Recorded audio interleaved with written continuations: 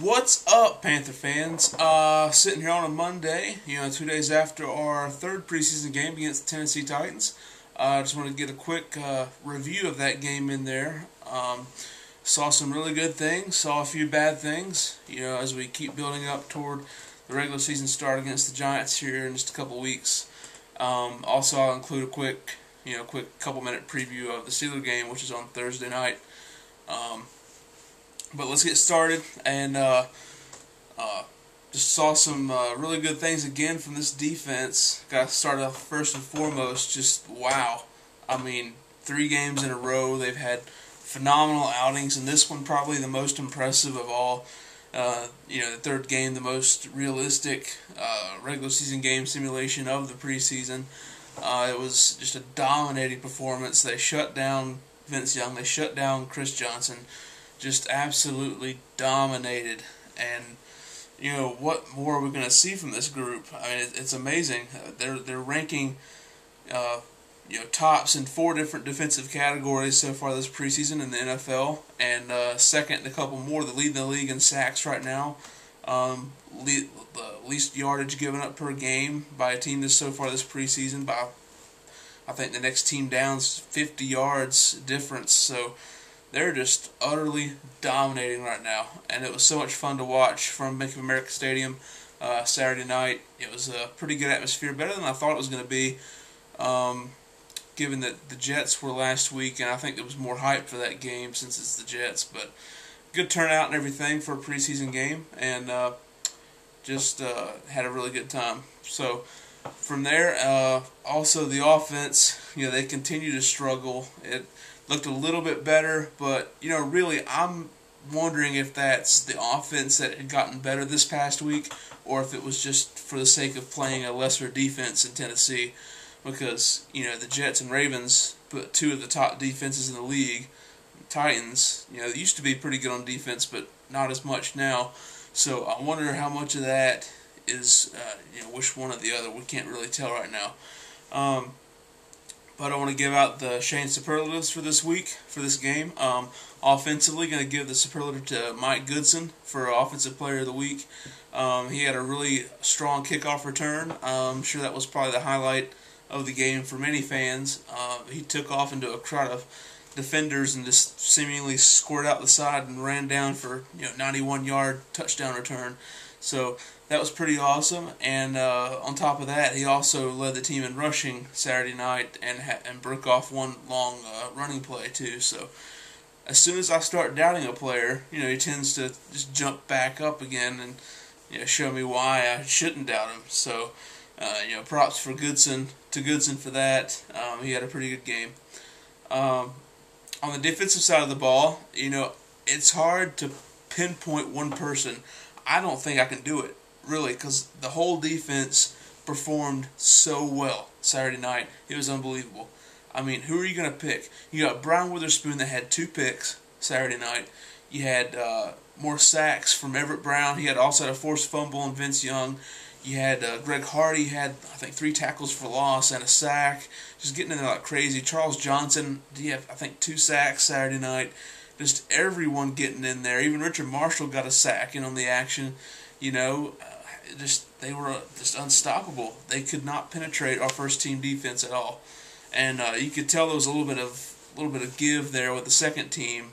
When they scored their touchdown, they went down the field pretty well on that drive. But that was the second team defense. Let's just hope for no injuries. Cross the fingers this season. But this first team defense just looks so good, and I'm just going to give the superlative to the entire team defense. I mean, I want to try not to do that because that's kind of a cop-out doing the superlatives, but it's just so hard to pick 1 or 2, even 3 players, I think, out of this group because they played so well on Saturday. So that's just what I'm going to do for right now. And from there, I'll talk a little bit more about the offense. They're still struggling. I don't know what's going on. I mean, sure, we get Steve Smith back, Jonathan Stewart back. It'd be better, I hope. But I don't know what's up. The pass protection was a little bit better Saturday than it was the first 2 games. Actually, a lot better, really. But again, like I was talking about earlier, is that by virtue of us getting better or the defense just being worse? who can tell? I'm not sure, but it'll be nice to get to the regular season and see what we've really got on the offensive side of the ball. We'll get these guys back and get going, because it's got to get going. Dwayne Jarrett, he was a ghost Saturday night. I don't know where he was. He only had one catch for 5 yards. I don't know what's up with that. But he's kind of fading back away after he really surged up a couple weeks ago. I don't know what's going on with him now. But on from that, Trent Guy got a lot of reps being in there after being hurt the first few weeks. But bad thing is, he got hurt again. So, he pulled his hamstring again. So who knows what's going to happen. He's probably not going to play Thursday, it looks like right now. So if he doesn't play Thursday, I think he's probably going to get cut. He may get added to the practice squad, but you can't be that injury prone and stick around. It's just not worth it. He looked explosive. He had a couple good punt returns out there, and they gave him almost all the reps on punt returns Saturday night, but it's just not going to cut it if he's not going to stay healthy. Also, Wallace Wright got injured. He hurt his shoulder, and hearing kind of conflicting reports, some people are saying that it could be serious, and if that shoulder injury is serious, then he could get cut. He was going to be pretty much shoo-in to make the roster because he's good on special teams. But if his injury is pretty bad, then we might just cut him so we can keep another one of our young receivers that might get cut otherwise. So on from that, still looking for somebody to step up to be the number 2 receiver. It's just not happening right now. Brandon LaFell, he had one spectacular dive and catch that he caught with one hand. That was pretty incredible. But he needs to be consistently better if he's going to be that number 2 guy, which he looks like he may be that guy right now after Dwayne Jarrett is kind of falling back off. But just kind of under the radar, Armani Edwards, the man Armani Edwards, he's leading the team in receptions this preseason. A lot of people don't know that. It's not, eye-popping yardage, but he's got the most catches of any wide receiver this preseason. And, I'm still on the bandwagon. Whether he returns punts or not, either way, I think he's got to get on the field at wide receiver because he's looking pretty good out there. He had that one smoke screen that he caught and just stiff-armed the crap out of the guy. And, he didn't quite get to the first down marker on that one, but it was a 4th and long anyway. It was a good run. It was nice. And, he looked pretty good out there catching the ball. So he's going to continue to do that, and hopefully we'll see him, in a little bit of a wildcat come the regular season. I mean, heck, next week I'd like to see him throw him in there for one series at quarterback, see what happens. This 4th preseason game, why not try it just one time? And they say he's too short, whatever. I saw him play 4 years at App, and he was incredible. He's a quarterback. He can do it, but he's not going to get that chance in the regular season, of course, but I'd like to see just one time against the NFL defense, what he could do, just for one series.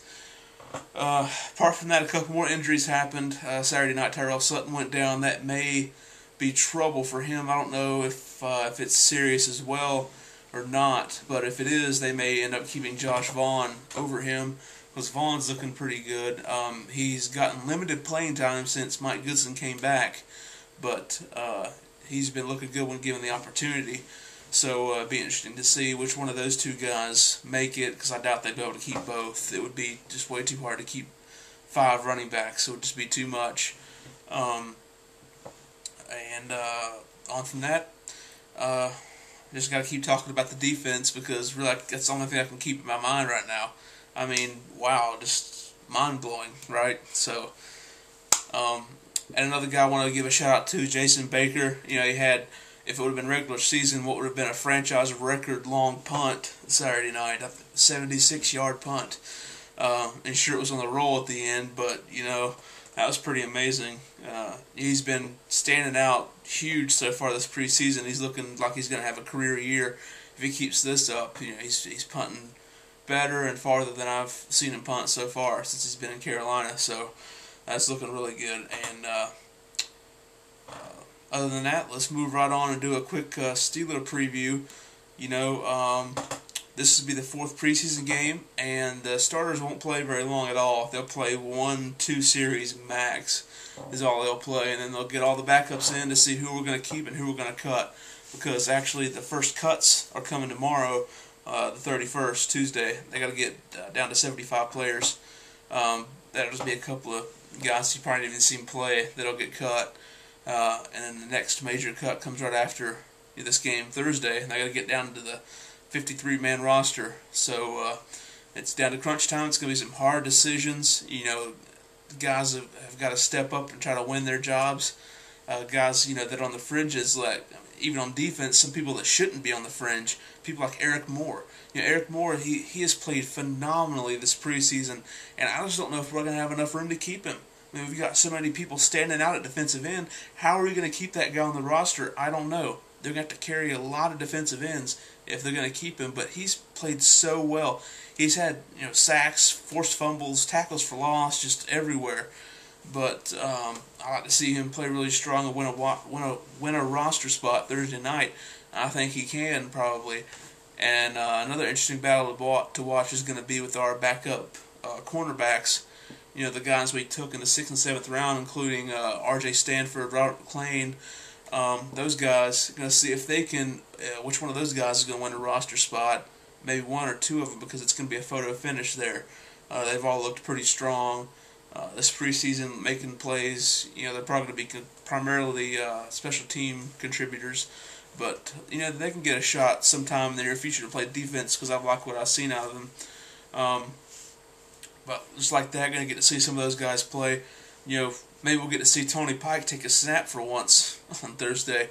You know, he's only played like half a series of what we saw, and that was in the first game, and we hadn't seen him since. So either he's doing that bad in practice, or they just haven't had time to get him in. But, you know, bets are, well, who knows what's going to happen yet. They may put him in the practice squad. They may put Hunter Cantwell in the practice squad. Either way, one of them's going to make the 53-man roster most likely, unless they go with two quarterbacks, which has been done, but I'm not sure if they'll do it or not, because, you know, one of those guys, if they put him on the practice squad, has a chance of getting scooped up. Who has the greater chance? I don't know. You know, it's kind of just luck of the draw, but we'll see what happens with that quarterback battle for the backup spots, and continue to watch some of these backup receivers and just see what they can do. I expect guys like Armani Edwards, David Geddes, some of these guys to get extended playing time Thursday night with trying to win their spots. So David Geddes, another bubble guy, I'm going to watch because he had a pretty good game Saturday, and you never know, he's got some potential. But with the logjam we've got, who knows if he's got a spot at all. So we'll see what happens there. And saw yesterday on the news, I'm sure many of you have heard, Antonio Bryant was cut from the Cincinnati Bengals. He just got a deal for $28 million. Hasn't even suited up for the team one time, and they cut him. He played for the Tampa Bay Bucks for the last several years, and he just walks away with $8 million guaranteed money from that contract, and having never played. So, but some Panther fans are calling for us to pick him up, and just no, don't do it. He's a locker room problem. He's injured. His knee's messed up. Who knows what's wrong with it? So just don't go there. If we want to pick up a veteran receiver after cuts, we can look into that maybe. But in all likelihood, probably not. But it surely will not be Antonio Bryant. He's not the guy. So other than that, hope you all have a good week. It'll just be a short week because we got the game Thursday. So I'll try to get up a review vid maybe this weekend or something like that, Saturday sometime for that game, and give some predictions on who's going to make the team and who's going to be off the team. So look out for that. Meanwhile, make sure you subscribe, click up the button right here if you like what you see, and make sure you check out the Panthers fan group on Facebook if you're not already a member. We've got some great football conversation going on there, and also, give me your thoughts. Who do you think will make the roster over someone else? Leave a comment down in the comment section, and tell me who you think. Who are you watching for a position battle this Thursday night? Who do you think out of those position players, somebody that'll make the cut, somebody that'll miss the cut? Give me one name each. and that should be pretty cool. But meanwhile, just stay strong this week. Looking forward to watching that defense some more and hoping the offense can catch up.